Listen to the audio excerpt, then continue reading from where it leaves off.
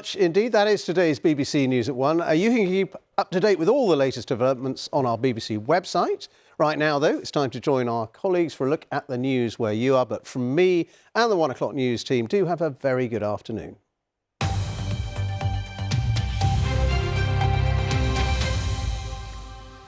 Hello there, good afternoon. The Prime Minister says he's taking former Tory peer Michelle Mone's involvement in a PPE company which received public money incredibly seriously. Baroness Mone is facing calls not to return to the House of Lords after she admitted to lying about her role with PPE MedPro in an interview with the BBC. Well, our Westminster correspondent David Porter joins us now. And David, can you just talk us through this, please? Sarah, the fact that the Prime Minister has been dragged into this row gives some indication of its seriousness. He was in Lossiemouth this morning to speak to Air Force personnel and troops to thank them for all that they do during the year ahead of the Christmas break. But questions were asked about Baroness Mone. The Prime Minister said because of an inquiry by the National Crime Agency and potential civil legal proceedings, he was somewhat constrained in what he could say.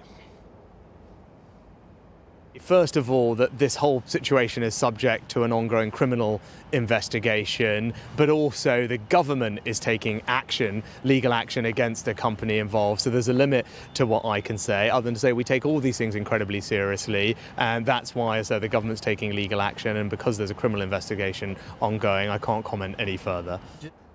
Now, this latest development follows an interview that Baroness Mone and her husband gave to the BBC yesterday. In it, she apologised for repeatedly lying about contacts and involvement she had with PPE MedPro, a company owned by her husband. But she denied that she had done anything wrong or broken any laws.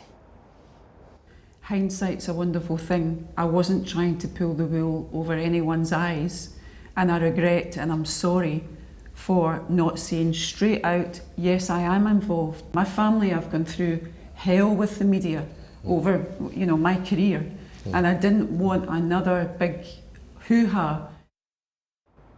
Now, the current Cabinet Minister, Michael Gove, who was in charge of getting PPE during the beginning of the pandemic, is coming under increasing pressure to make a statement to Parliament about what he knew. The opposition parties are pushing very, very hard on this. Both Baroness Mone and her husband deny that they have broken any rules or have done anything wrong. But quite frankly, there is very little sign of this subsiding anytime soon. OK, David, thank you very much for that. A Scottish mother whose son was shot dead in the US has called for an end to the country's culture of hatred. Detectives in Utah believe Rory Swim was killed by a 15-year-old schoolboy who had been given a handgun by his grandfather as a gift. Our Home Affairs correspondent David Cowan has been speaking to his parents. Rory put on his biggest, toughest Scottish accent. Rory Swim's parents decided they had to see where their son died. Because at that part we heard the bang and then we all ran different directions. I ran over there. So his friends showed them. We're trying to figure out what was wrong with him and lifted up his shirt, and that's when we saw that there was a bullet hole in his chest. Another life lost to gun violence in America. Thank you. I'm so sorry you had to do that. Another family changed forever. Born in Dundee to a Scottish mother and an American father, Rory had joint UK-US citizenship. Early in the morning, there was a very loud knock on our door. It's the kind of knock on the door that just makes your heart stop, and that's where the nightmare began. At a memorial service, Rory's father had asked the hundreds of mourners to shout out one word. On their way home from a night out in Salt Lake City in Utah, Rory and his friends encountered 3 teenagers outside a 7-Eleven. Words were exchanged, it became heated, but before a single punch was thrown, a single shot was fired. Using video from the 7-Eleven, the police traced the suspected gunman, a 15-year-old boy. According to court documents, the shell casing for a 9mm bullet was found 100 feet from where Rory Swim died. Detectives say that when they searched the schoolboy's bedroom, they found a 9mm handgun in a locked safe. The boy's grandfather is said to have told police he'd given the teenager a handgun as a gift. Utah has one of the lowest homicide rates in the United States, but it's still twice that of the UK's. I feel that today within the young teenage youth that there's a terrible culture of hatred. We need to come in when children are young teenagers and educate them into being kind. The 15-year-old has been charged with first-degree murder. The police report says he told a friend that he had fired into the air and had not been aiming at Rory Swim. David Cowan, reporting Scotland, Salt Lake City. The widow of a biker who was killed after a driver pulled out of a junction in front of him says others must learn from his senseless death. 48-year-old John Marsh died at the scene of the crash in Angus last November. Today, at Dundee Sheriff Court, Angela Addis was ordered to carry out unpaid work after admitting death by careless driving. Louise Cowie now reports. John was a vibrant young man who had been riding a motorbike since he was about 4, grew into a dedicated motorcyclist, rode all over Europe, so very experienced. John Marsh was riding home from a motorcycle club meeting when a car pulled out in front of him on the B961 near Maniki. He collided with the rear driver door and his clothing became trapped under the vehicle. The father of 2 was pronounced dead at the scene. The car was being driven by Angela Addis. She'd previously admitted causing the 48-year-old's death by careless driving. Today, she was ordered to carry out 140 hours of unpaid work, a sentence John's widow Tracy has condemned. Carelessness to me is forgetting where you placed your house keys, letting a pan boil over or wearing odd socks. It's not the act of taking someone's life and shattering the world of those close to them.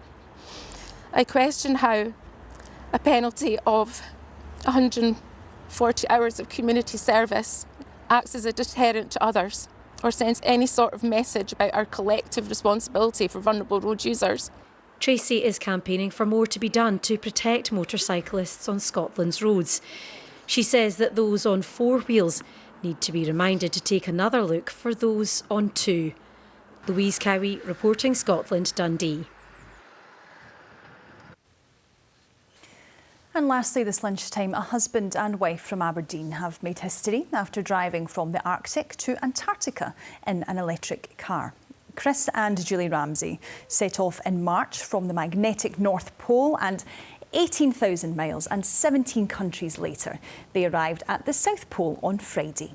The couple said they were delighted and hoped this proved the capability of electric cars. What an adventure. OK, let's take a look at your weather forecast now, and Derek is with us. Hello. Hi Sarah, thanks very much indeed. Good afternoon to you. Well, after what has been a rather dull and damp start to the day across many southern and central parts of the country especially, we'll see something in the way of an improvement.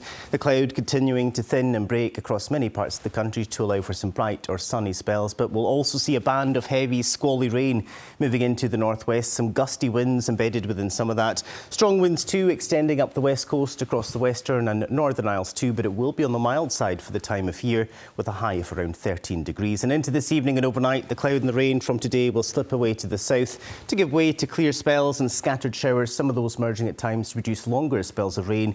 Gales too across the far north and the northern Isles, and it will be on the chilly side tonight with a low of around 2 degrees. So to tomorrow, which will bring a day of sunny spells and scattered showers. Most of the showers will affect parts of the west and the north. Some of those will be wintry on the hills and high ground. Always that bit dry as the further east you are, and between any showers we'll see some bright or sunny spells, but it will be a windy old day, strong at times around the west coast, the western Isles and the northern Isles, and a smidge down on today's values with a high of around 8 degrees. And into tomorrow evening, gales will continue to affect the northern Isles, northern coastal areas, and further frequent showers piling in from the west. Then to Wednesday, a lot of cloud around with some outbreaks of rain persistent, especially in the morning. Blustery showers feeding on later, but it will be once again mild with a high of around 11 degrees. Then on Thursday, we've got a Scotland-wide Met Office yellow warning in force of high winds. Disruption is very likely, so stay tuned to the forecast. Sarah. OK, Derek, thank you very much for that. And that's all from us here this lunchtime. I hope you have a lovely afternoon. Bye-bye.